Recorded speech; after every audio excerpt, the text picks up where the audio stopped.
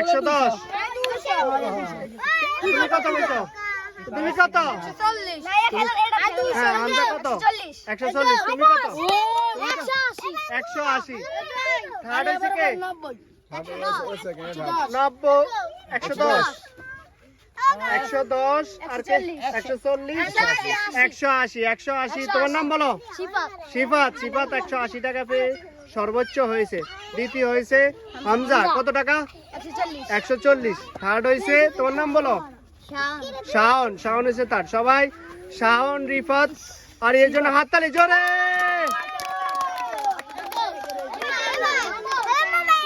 এই রেডি